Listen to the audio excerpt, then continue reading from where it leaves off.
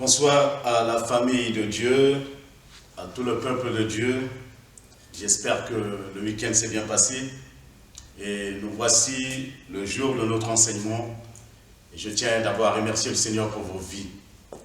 Mais avant toute chose, je vous invite à prier avec moi, à dire merci à notre Dieu. N'oubliez pas la leçon, nous devons louer le Seigneur, nous devons prier et nous devons aussi agir. Prenons un moment pour louer le Seigneur, pour lui dire qu'il est Dieu, qu'il est grand, qu'il est redoutable. En dehors de lui, il n'y a pas un autre Dieu. Notre Père qui est dans les cieux, nul n'est semblable à toi. Nul n'est comparable à toi. Quand tu te lèves, tes ennemis se dispersent. Seigneur, ce soir, tu es présent dans nos vies. Ce soir, nous voulons prendre ce temps pour te célébrer. D'abord, te louer pour la force que tu nous as donnée de vaquer à toutes nos occupations, pour l'énergie que tu nous as communiquée ce matin, pour nous lever de nos lits. Seigneur, pour les rencontres que nous avons eues, des rencontres surnaturelles. Tu nous as gardés, préservés dans le lieu de travail, dans nos activités. Et Seigneur, ce soir, tu nous donnes encore l'occasion de pouvoir entendre ta voix, d'écouter ta voix qui est au-dessus de toutes les voix. Nous voulons que ce soir, d'autres voix se taisent et que seule ta voix résonne dans nos cœurs. Nous te remercions et te bénissons dans le nom de Jésus-Christ. Amen. Vous savez, bien-aimés, j'aimerais encore ce soir que nous gardons les bonnes choses, les bonnes habitudes, parce que la parole de Dieu, c'est vraiment une bonne nourriture. Et ce que nous devons savoir, Dieu a un projet pour nous, un plan extraordinaire, un plan magnifique. L'homme a tendance à oublier tout le bien et à garder que le mal. Je vous inviterai à garder le bien, parce que la parole de Dieu nous fait du bien. La parole de Dieu nous restaure. La parole de Dieu nous transforme. Et ce soir, j'aimerais aborder un thème très important avec vous. Vous savez, préparons, nous devons nous préparer à vivre dans la gloire de Dieu. Nous préparer à la gloire de Dieu. Préparer non seulement à dire la gloire de Dieu, mais à vivre dans la gloire de Dieu. Parce qu'il y a une gloire de Dieu. Et ce moment, souvent on passe par des moments un peu difficiles, des moments de souffrance. Mais ce soir, il y a une gloire pour toi. Il y a une gloire pour moi. Il y a une gloire pour le peuple de Dieu. Parce qu'avant le retour de Christ, l'Église doit rentrer dans une gloire d'abord.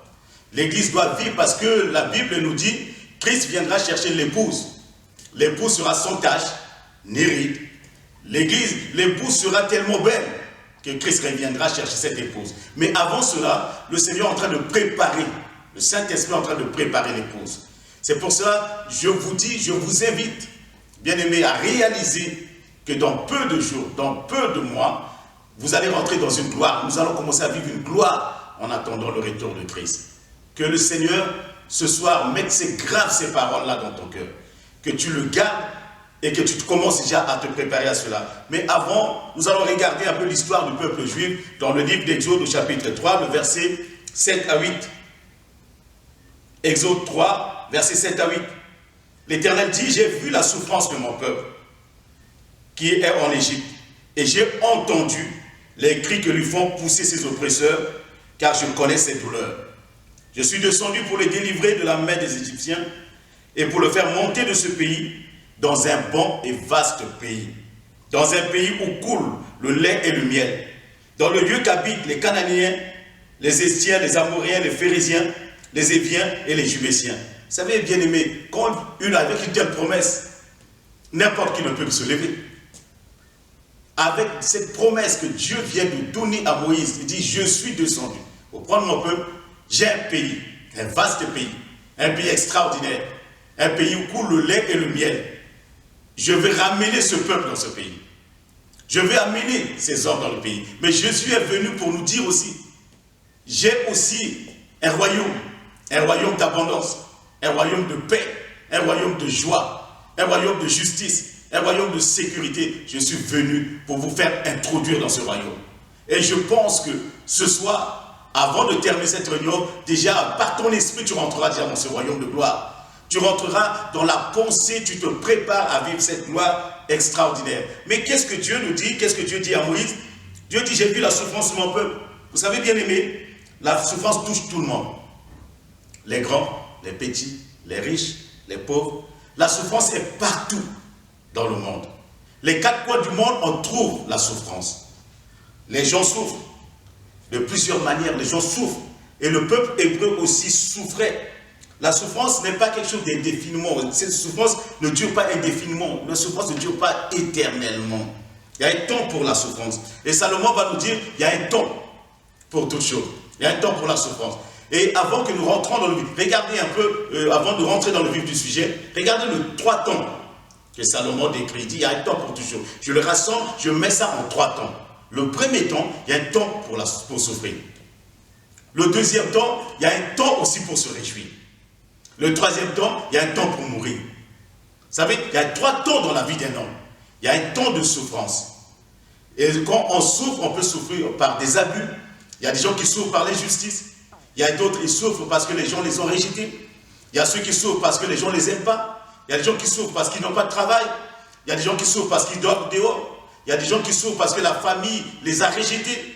Il y a des gens qui souffrent parce qu'ils ont divorcé. Il y a des gens qui souffrent plusieurs sortes de souffrances ou par des abus des choses, les gens sont en souffrance, ou certains sont même en prison, ils souffrent. Ça, il y a un temps de souffrance, il y a un temps, et même le travail aussi, c'est une souffrance. Il y a des gens qui souffrent, parce que Dieu avait dit à Adam, tu mangeras la sueur de ton front. C'est-à-dire, il y a une souffrance.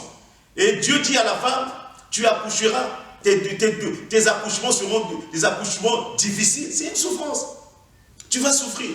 Et il y a des souffrances, mais comme Paul disait, comme Pierre disait plutôt, nous regardons le verset, mais que personne au milieu de nous ne souffre comme un malfaiteur.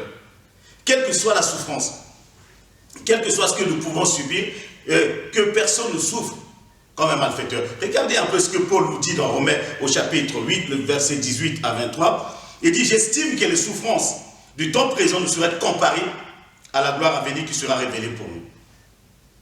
Aussi la création attend-elle avec un ardent désir la révélation des fils de Dieu.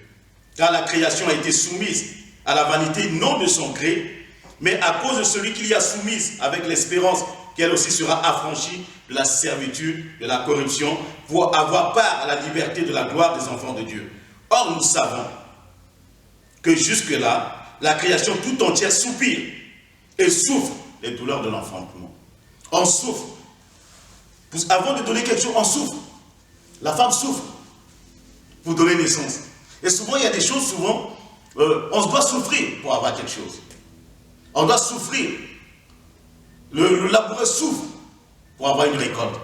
Et la Bible, Paul dit, j'estime que les souffrances du temps présent seraient comparées à une gloire qui arrive. Quelle que soit la souffrance, il y a une gloire pour toi. Il y a une gloire à venir.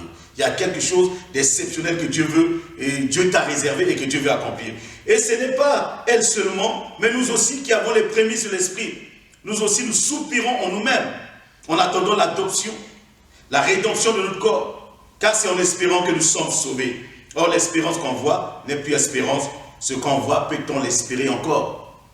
Mais si nous espérons ce que nous ne voyons pas, nous l'attendons avec persévérance. De même aussi, l'Esprit nous aide dans notre faiblesse. Car nous ne savons pas ce qu'il nous convient de demander dans nos prières. Mais l'Esprit lui-même intercède par des soupirs inexprimables. Et celui qui sonde les cœurs connaît quelle est la pensée de l'Esprit. Parce que c'est selon Dieu qu'il intercède en faveur des saints.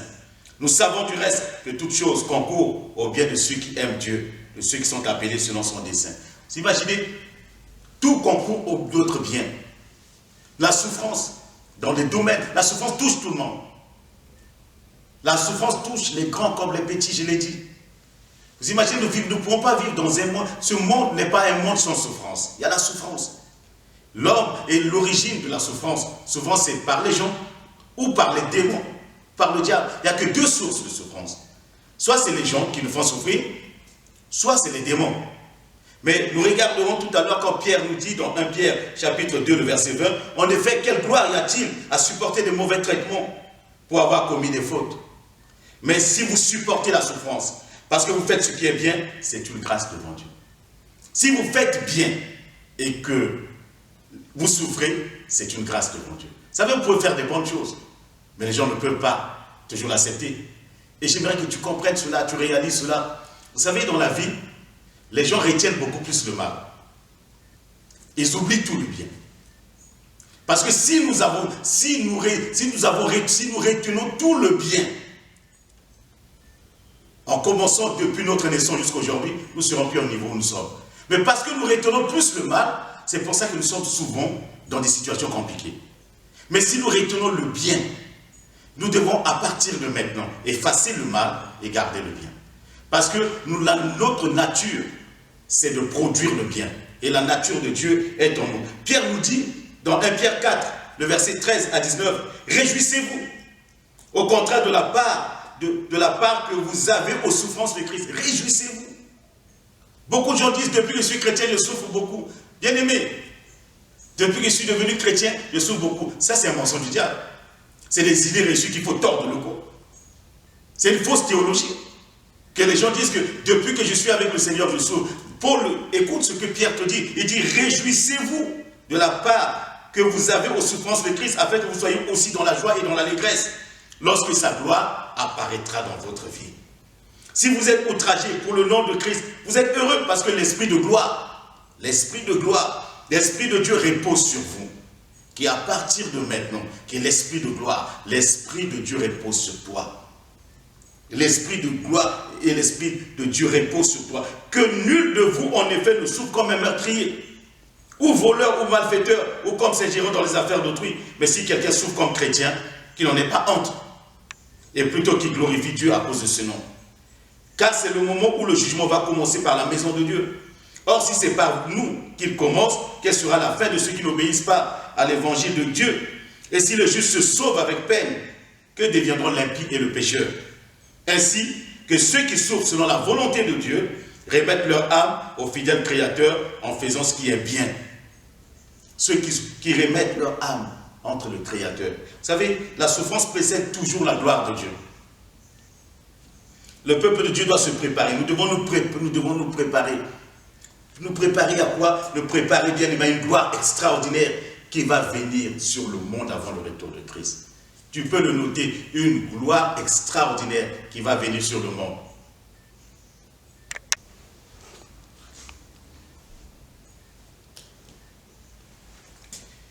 Le peuple de Dieu doit se préparer à une gloire extraordinaire qui va venir sur la terre avant le retour de Christ.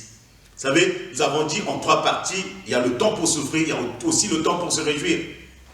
Il y a un temps, quand on parle de réjouissance, c'est la récolte, c'est le mariage, c'est les anniversaires, c'est les examens qu'on a réussi. Ça, c'est un temps de réjouissance. Dans la vie d'un homme, c'est couronné de ça. Mais ma prière est que ces temps se multiplient de réjouissance dans nos vies. Ce temps devient de plus en plus intense. Que nous réussissons dans tout ce que nous sommes en train de faire. C'est pour ça, moi je crois qu'avant le retour de Christ, la femme qui est l'église de Dieu sera, l'épouse qui est l'église de Dieu sera tellement belle et que l'église va réussir dans tous les domaines. Nous nous attendons à des réussites extraordinaires. Nous attendons à des choses surnaturelles. Nous ne parlons pas de l'excellence parce que nous parlons tout simplement de la lumière de Dieu qui va commencer à briller sur l'église de Dieu. Nous parlons des dons spirituels qui vont être libérés. Et des choses extraordinaires. Nous parlons de la puissance de Dieu qui va commencer à se manifester. Les conversions, des gens qui vont vivre dans une intégrité extraordinaire. Des gens qui vont adorer Dieu en esprit et en vérité. Ça, c'est la vraie gloire de Dieu que l'Église doit s'attendre à cela. Il y a la puissance de Dieu qui va rentrer dans l'Église. Les anges vont venir au secours du peuple de Dieu. Dieu va libérer les anges pour que les anges accompagnent l'Église. Les frères et les sœurs, nous allons voir des conversions extraordinaires. Ça, c'est le plus beau miracle que nous attendons, de voir des conversions, des gens qui se donnent au Seigneur, allant aux enfants, aux adultes, à tout le monde, de toutes les nations qui commencent à se tourner vers Dieu. Ce temps est en train d'arriver. C'est ça la gloire de Dieu. Mais ce temps a été précédé par des souffrances, par des difficultés, par des persécutions. Et Jacques nous dit dans Jacques 5, le verset 13, quelqu'un parmi vous est-il dans la souffrance qui prie? C'est pour ça que nous devons prier. Nous devons prier. Quand nous voyons la souffrance, nos frères dans la souffrance, dans la persécution, nous voyons des gens affligés, nous voyons des situations compliquées, la difficulté, les églises qui ferment, les gens qui meurent. Nous devons nous lever et prier. Ça, c'est une souffrance. Nous devons prier. Et Dieu va dire à Moïse, si nous revenons au texte du départ, Dieu dit à Moïse, j'ai vu la souffrance de mon peuple. Bien aimé, le premier point que tu dois retenir, Dieu a vu ta souffrance. Dieu dit à Moïse, j'ai vu. Dieu a vu ta souffrance. Dieu a vu. Vous savez, l'origine de la souffrance des Hébreux, c'était les Égyptiens. Quelle est l'origine de ta souffrance? Est-ce que c'est les hommes ou les démons? Si c'est les hommes, il y a des gens qui souffrent. Ils souffrent d'une relation qui n'est pas bien. Bien-aimé, j'aimerais te dire, je ne suis pas un porteur de malheur, mais si une relation n'est pas bien, il faut laisser tomber. Tu ne dois pas continuer à souffrir dans une relation inutilement. Tu ne dois pas continuer à souffrir dans un endroit inutilement. Tu dois te demander si telle est la volonté de Dieu que tu souffres. Que tu ne souffres pas comme un malfaiteur. Mais si telle n'est pas la volonté de Dieu, parce que Dieu ne veut pas que tu souffres inutilement. Dieu veut que tu souffres pour une cause juste. Et n'oublie pas qu'il y a quelqu'un qui a souffert à ta place. La Bible dit, Jésus a dit à ses disciples, avant, il faut que le Fils de Dieu souffre. Jésus a souffert pour toi. Jésus a souffert pour moi. C'est lui qui a pris cette souffrance ignoble. La difficulté, toutes ces choses est tombée sur lui. C'est pour ça quand Dieu dit, j'ai vu la souffrance de mon peuple. J'ai vu la souffrance. Deuxièmement, qu'est-ce que Dieu dit? Je suis descendu, j'ai entendu les cris. Bien aimé, il y a une théologie. Il y a quelque chose qui est tellement fausse. Et les gens disent aujourd'hui, ah c'est Dieu qui me fait souffrir. Ah Dieu me fait souffrir pour me punir. Dieu me fait souffrir pour me parler. Dieu me fait souffrir pour me faire ça. Ça c'est le mensonge du diable. Ça c'est le mensonge du diable. Le Fils de Dieu, Jésus-Christ a souffert pour toi. Dieu n'a pas d'autre raison encore de te faire passer par des souffrances inutiles. Souvent, soit c'est les hommes, soit c'est nous-mêmes, par nos choix, par nos relations. Nous nous mettons avec des gens qui nous font souffrir. Mais si nous nous mettons avec Christ, si nous nous mettons avec Dieu, la souffrance sera abrégée. Dieu va éliminer, Dieu va faire diminuer la souffrance. Et ma prière est que la souffrance, toi tu souffres cruellement, tu souffres, que cette souffrance soit apaisée. Vous savez, il y a une femme qui souffrait beaucoup, la Bible dit, elle souffrait énormément de la part des hommes. On dit qu'il était entre les mains du médecin, les gens le ballottaient de ça, de gauche à droite, tellement de choses qui détruisaient les cellules, qui détruisaient son corps. Mais la Bible dit, elle souffrait, elle a tout dépensé. Le jour où elle a entendu parler de Christ, elle a dit, non, cette fois-ci c'est ma dernière chance. Quand il s'est approché de Jésus, la souffrance est arrêtée. Qu'à partir de maintenant, que ta souffrance s'arrête. Que Dieu arrête ta souffrance. Que tu touches Christ et que ta souffrance arrête. Que tu touches, que tu te mettes dans la présence de Dieu. Tu dis, Seigneur, je souffre. Vous savez pourquoi Dieu dit j'ai vu la souffrance? Parce que le peuple a crié. Ils ont crié. Dieu a dit à Moïse, j'ai entendu les cris. Et Dieu entend tes cris. Dieu entend tes prières. Dieu entend tes supplications. Dieu entend même tes lamentations. Dieu entend cela. N'est-ce pas merveilleux que Dieu puisse entendre cela? N'est-ce pas merveilleux que Dieu écoute tes prières? Et troisièmement, la Bible dit, Dieu dit à Moïse, je connais la douleur. Dieu connaît tes douleurs. Il connaît tes douleurs. Il sait ce qui te fait souffrir. Il sait ce qui te blesse. Il sait ce qui te fait mal. Il sait ce qui brise ton cœur. Il dit, je connais tes douleurs. Et comme vous avez le constat de Dieu, le diagnostic de Dieu, il fait un diagnostic. Le diagnostic doit être suivi d'un pronostic. Quand Dieu fait le diagnostic, il apporte les remèdes. Et regardez les remèdes de Dieu. Il dit, je suis descendu pour te délivrer de la main des méchants. Je suis descendu pour te délivrer de la main des sorciers. Je suis descendu pour te délivrer de la main des méchants. Je suis descendu pour te libérer de l'Égypte, de l'emprise de Pharaon, de l'emprise des sorciers d'Égypte. Je suis descendu. Dieu descend. La thérapie commence. Il vient. Et Dieu en train. Et qu'est-ce que Dieu dit? Je suis descendu. Moïse dit-leur que j'ai préparé une place. J'ai préparé un lieu de bénédiction pour eux. J'ai préparé un pays où coule le lait et le miel pour eux. Non seulement je suis descendu les délivrer, mais je vais les conduire moi-même dans une terre promise. Vous savez, quand Dieu délivre un homme, il le conduit lui-même dans la gloire. Il le conduit lui-même dans le bonheur. Il le conduit lui-même et il devient le berger devant le troupeau.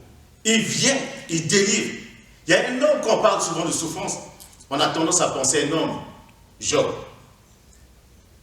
Cet homme a tellement souffert, non pas comme un malfaiteur, mais cet homme a souffert comme un homme juste. Il a gardé la justice de Dieu. Il a gardé la foi. Bien-aimé, garde la foi. Reste juste. L'injustice ne doit pas te pousser à être injuste comme les injustes. L'ingratitude ne doit pas te pousser à être ingrat. Mais reste juste parce que tu as la nature de Dieu en toi. Tu appartiens à Dieu. Tu es le peuple de Dieu. Tu es un enfant de Dieu. Tu as été créé à l'image et à la ressemblance de Dieu. Reste juste. face à tout ce qui peut se passer. Et si tu nous as suivis jusqu'à aujourd'hui, mais sache que nous avons dit quelque chose d'intéressant en disant, c'est une décision de vivre heureux. Décide, quel que soit ce qui peut arriver. Et malgré ce qui est arrivé dans la vie de Job, aucun homme ne pouvait supporter cela. Perdre toute une famille, tous ses enfants, ses affaires. C'est une souffrance, une douleur, une déchirure. Mais cet homme ne perd pas la foi. Il est toujours en train de prier, on dit, je sais que mon Rédempteur est vivant, il se lèvera le dernier. Je sais que celui que j'adore, il est vivant. Tout vient de lui. Peu importe. Tout vient de lui. Même si ce n'est pas aujourd'hui, ce sera demain. Je le bénirai, je le louerai, malgré la pression de sa femme. Mais Job refuse la pression de ses amis. Job dit non. Il est Dieu. C'est lui qui donne. Il a donné, il a repris, que la gloire lui revienne. Je suis venu nu, je retournerai nu. Quelle foi! Mais c'est un homme qui souffrait. Mais cet homme avait la vision de la gloire de Dieu. Cet homme voyait ce que Dieu était capable de faire. C'est par la foi qu'il espérait ces choses. Et à partir de maintenant, bien-aimé, élève ta foi, vois ce qui va arriver. Cela va arriver. Ce n'est pas un homme qui le dit, c'est Dieu qui le dit. Quand Dieu dit la gloire va venir, la gloire va venir. Quand Dieu dit la gloire de la seconde maison sera plus grande que celle de la première, cette gloire va arriver. Crois-moi, Jésus ne viendra jamais enlever une église délabrée, une église misérable, une église divisée. Une église des problèmes, une église de tension. Jésus ne viendra pas pour cela. C'est pour ça qu'il est en train de préparer son église. Il est descendu pour cela. Il est descendu pour préparer son église. Il est descendu pour apprêter son église parce que c'est son épouse. Bien-aimés, préparons-nous. La gloire, ce que nous voyons dans le monde, ça n'a rien à voir avec la gloire qui va venir sur nous. Les gens vont courir derrière vous pour vous dire où se trouve votre Dieu. Ils disent, saisiront Dieu par le pont de sa robe. Et ils vont courir dire, montre-nous là où se trouve ton Dieu. Et ce temps-là s'approche maintenant. Et qu'est-ce que Job va dire à la fin de sa vie, à la fin du chapitre 42, le verset 2 à 5. Job dit, je reconnais que tu peux tout. Il a perdu ses enfants. Il a perdu ses affaires. Mais il dit, je reconnais que tu peux tout. Et que rien ne s'oppose à tes pensées. Quel est celui qui a la folie d'obscurcir mes pensées, mes desseins? Oui, j'ai parlé, sans les comprendre. Des merveilles qui me dépassent. Il y a des merveilles. Écoute-moi, je te parlerai, je t'aiderai, tu m'instruiras. Mon œil avait entendu parler, mon oreille plutôt avait entendu parler de toi, mais maintenant mon œil t'a vu. Oh bien-aimé, tout ce que tu as entendu, maintenant que tu commences à le voir. Tout ce qu'on t'a dit, que Dieu fait des miracles, que tu commences à vivre des miracles dans ta vie. Tout ce que tu as entendu, que Dieu prend le faible et le rend fort, que tu deviennes fort. Tout ce que tu as entendu, que Dieu ouvre les yeux des aveugles, que tes yeux s'ouvrent. Tout ce que tu as entendu, que Dieu ouvre les oreilles des sourds, que tes oreilles s'ouvrent. Tout ce que tu as entendu, que Dieu bénit, que tu sois un homme béni au-delà. Que tout ce que tu as entendu, que Dieu peut faire enfanter la stérile, que tu puisses commencer à enfanter. Tout ce que tu as entendu, que sur une terre aride, la semence peut pousser, que la semence commence à pousser dans ta vie. Tout ce que tu as entendu dans le temps de famine, Dieu a rendu Isaac riche, qu'à partir de maintenant, dans le temps de famine, que tu deviennes riche dans ce monde. Dieu, la richesse n'est pas réservée aux ceux qui ne connaissent pas Dieu, mais la richesse est pour les enfants de Dieu. C'est le temps de gloire, c'est le temps d'élévation, c'est le temps du bonheur, c'est le temps du succès. Tout ce que tu as entendu, que Dieu fait des miracles, Dieu va commencer à le faire maintenant dans ta vie. Tout ce que tu as entendu, que ton œil commence à le voir maintenant.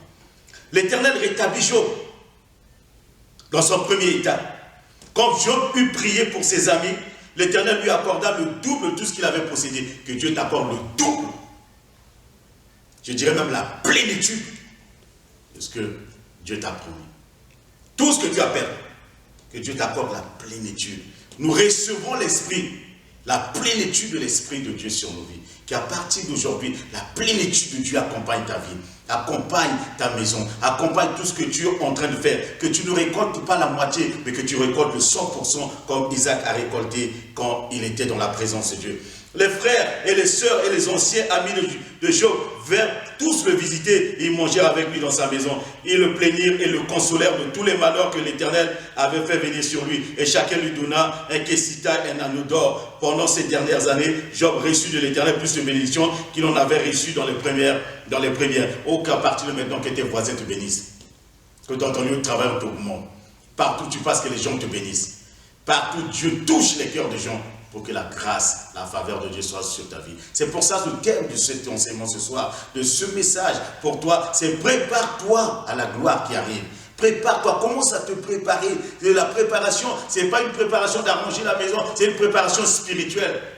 L'intégrité, la crainte de Dieu, la sanctification, oui, la fidélité, la loyauté, toutes ces choses, la patience, la maîtrise de soi, toutes ces choses, on se prépare à recevoir des grandes choses parce que ta bénédiction arrive. Et la Bible dit, et Dieu le bénit. Il posséda 14 000 brebis, 6 000 chameaux, 1000 paires de bœufs et 1000 ânesses. Il eut 7 fils et 3 filles. Il donna à la première le nom de Jémina, à la seconde celui de Kétia et à la troisième celui de Kéren, à Bouk. Il n'y avait pas dans tout le pays d'aussi belles filles, les belles femmes que les filles de Job. Il n'y avait pas dans le pays. Écoute-moi bien, bien-aimé. Il n'y avait pas aussi dans tout le pays d'aussi belles femmes que les filles de Job. Oh, Dieu va rendre ces filles très belles. On va dire, tous les gens vont se bousculer pour dire, je veux me marier avec une chrétienne. Je veux me marier avec un chrétien. Parce que Dieu va transformer, non pas la beauté physique, mais la beauté intérieure. Un cœur de paix, un cœur aimable, un cœur aimant, un cœur de Dieu, comme à l'image de la femme vertueuse. Dans le livre de Proverbes 31, on dit que c'était une femme vertueuse, une femme qui était adorée, une femme qui était louée. Et qu'à partir de maintenant, que Dieu nous donne la beauté du cœur. Beaucoup de gens cherchent la beauté physique et ils perdent leur temps dans la beauté physique. On veut que tout le monde nous voit, mais bien aimé, ce que les gens retiennent, c'est la beauté du cœur. La beauté physique s'en va. Les gens sont fanés. Mais la beauté intérieure. Mère Teresa n'était pas aussi une femme top modèle, mais elle avait une beauté de cœur.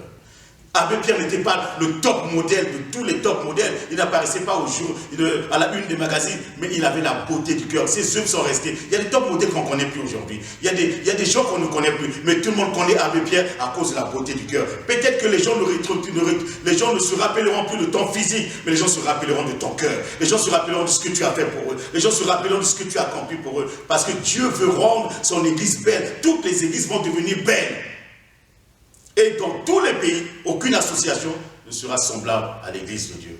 Aucun club ne sera semblable à l'église de Dieu. Aucune science ne peut être comparable à l'église de Dieu. Aucune autre religion ne sera comparable à l'église de Dieu. La Bible dit, leur père leur accorda une part d'héritage parmi leurs frères. Job vécut après cela 140 ans. Il vit ses fils et les filles. Les fils de ses fils jusqu'à la 4e génération, et Job mourut âgé et rassasié de jours. Waouh! Il mourut âgé et rassasié de jours. Bien-aimé, Dieu a décidé. Tu peux le noter, Dieu a décidé de te rétablir dans ta dignité. Dieu a décidé de te rétablir dans l'honneur. Dieu a décidé de te rétablir dans la gloire. À cause de Christ. À cause de Jésus qui a souffert pour toi, Dieu a décidé de te rétablir dans la gloire. Si Christ a été rétabli dans la gloire après la souffrance, tu seras aussi rétabli dans la gloire. Si Christ a été rétabli dans l'honneur après la souffrance, tu seras aussi rétabli dans la gloire. Si Christ a été restauré et vit dans la gloire de Dieu, après la souffrance qu'il a eue à la croix de Golgotha, le temps est venu que tu vives dans la gloire de Dieu parce que Christ a souffert pour toi. Je terminerai dans le livre de Sophonie, au chapitre 3, le verset 3 à 20, faire des déclarations et te bénir ce soir. Alors je donnerai au peuple des lèvres pures, afin qu'ils invoquent tous le nom de l'Éternel. Dieu va te donner des lèvres pures. Tes prières vont se lever. Il y avait un homme qui avait des lèvres impures. Il a dit, Seigneur, envoie-moi. Le Seigneur dit, non, tes lèvres sont impures. Dieu a purifié ses lèvres. Cet homme s'appelait Isaïe. À partir de maintenant, Dieu va purifier tes lèvres. Pour que ce qui sort de ta bouche soit comme des flèches. Que ce qui sort de ta bouche soit comme les clous plantés dans le cœur des hommes. Tu parleras à des gens. Tu consoleras dans ta maison. Tu diras des bonnes choses là où tu es, parce que Dieu purifie tes lèvres pour le servir d'un commun accord. D'au-delà du fleuve de l'Éthiopie, mes adorateurs, mes dispersés m'apporteront des offrandes. Tu ne manqueras pas. Tu auras tellement que tu commenceras à bénir l'Éternel. Tellement que Dieu va te bénir, tu ne verras que bénir l'Éternel. Tellement que Dieu va te donner, oh bien-aimé, j'ai vécu une période où les chrétiens disaient, je n'ai rien, je souffre, mais le temps là est derrière nous. Et nous rentrons dans une ère où les chrétiens, ils apporteront dans la maison de Dieu. Ils ne loueront pas Dieu par la bouche, mais ils loueront Dieu avec leurs biens. Ils le célébreront, parce que c'est ces adorateurs que tu cherches. Et ces adorateurs, Dieu les a trouvés. Tu fais partie de ces adorateurs. Bénis le Seigneur là où tu es.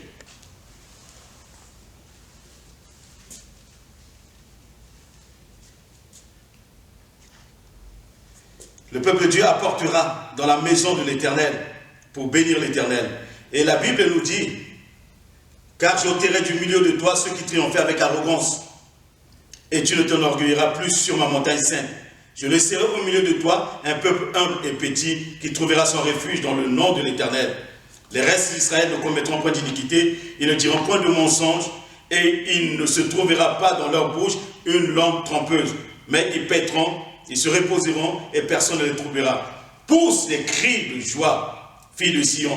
Pousse des cris d'allégresse, Israël. Réjouis-toi et triomphe de tout ton cœur, fille de Jérusalem. L'Éternel a détourné tes châtiments. Il a éloigné ton ennemi, le roi d'Israël. L'Éternel est au milieu de toi. Tu n'as plus de malheur à éprouver. En ce jour-là, on dira à Jérusalem, ne crains rien. Sion, que tes mains ne s'affaiblissent pas. L'Éternel, ton Dieu, est au milieu de toi comme un héros qui sauve. Il fera de toi sa plus grande joie. Il gardera le silence dans son amour. Il aura pour toi des transports d'allégresse. Je rassemblerai ceux qui sont dans la tristesse, loin des fêtes solennelles, ceux qui sont sortis de ton sein. L'opprobre pèse sur eux. Voici en ce jour-là, j'agirai contre tous tes oppresseurs. Je délivrerai les boiteux et je les recueillerai, et je recueillerai ceux qui ont été chassés. Je ferai d'eux un sujet de louange et de gloire. Dans tous les pays où ils sont en opprobre, en ce temps-là, je vous ramènerai, en ce temps-là, je vous rassemblerai, car je ferai de vous un sujet de gloire et de louange parmi tous les peuples de la terre, quand je ramènerai vos captifs sous vos yeux, dit l'Éternel. Bien-aimé, c'est la bonne nouvelle. Dans le livre de Sophonie, et je t'encouragerai à le relire pour toi, à le relire pour ta famille, parce que Dieu a dit, le châtiment qui te donne la paix est tombé sur Christ, et Dieu a promis, Dieu a décidé dans le ciel de te faire du bien. Dieu a décidé dans le ciel de te restaurer, de ramener, de rassembler. Dieu nous a appelés à rassembler. Le temps est venu de se rassembler. Le temps est venu, le peuple de Dieu va se rassembler. Ce n'est ni par nos forces, mais Dieu va permettre par son esprit, les cœurs des uns et des autres. On va se mettre ensemble, on va prier. Demande au Seigneur, donne-moi un cœur de rassembleur. Donne-moi un cœur pour cela. Aide-moi à rassembler ceux qui sont autour de moi. Donne-moi un cœur, Seigneur. Parce que la bénédiction, la Bible dit, là où le peuple est rassemblé, c'est là où il y a la bénédiction de Dieu. Tu peux lire le psaume 133. Qu'il est doux, qu'il est agréable. Oh, qu'il est doux, oh, qu'il est agréable. Pour les frères, de demeurer ensemble. C'est là où il y a la bénédiction de Dieu. Le temps est venu. Telle église ne dira pas issu de telle église, mais les gens vont commencer à s'approcher des uns et des autres. Les gens vont commencer à faire des choses ensemble et la gloire de Dieu va commencer à se manifester. Ça va commencer par dans les églises locales où les gens se rassemblent et nous prions pour que dans les églises locales, les cœurs s'unissent. Pour que la gloire vienne. Bien aimé, ce n'est pas une préparation individuelle. Chacun se prépare, mais la préparation aussi sera collective. Et nous serons ensemble, parce que Jésus ne viendra pas enlever un individu, mais maintenant enlever son peuple, son église. Et tu fais partie de ce peuple-là. Prépare-toi avec les autres. Prépare-toi à vivre des choses exceptionnelles. À partir d'aujourd'hui, dans les jours à venir, rentre dans la gloire. Rentre dans la gloire. Dieu dit à Moïse, je vais les faire sortir. Dieu a vu ta souffrance. Dieu a entendu tes cris. Dieu a vu tes douleurs. Il est descendu. Et il te prépare une place. Il veut t'amener à vivre une gloire. Il y a un lieu de bénédiction pour toi que Dieu a préparé. Rentre dans la gloire de ton Maître et sois béni de toutes les bénédictions que Dieu a réservées pour toi et pour ta famille. Laisse-moi maintenant prier avec toi. Seigneur, merci. Tu as vu la souffrance qui était dans nos cœurs.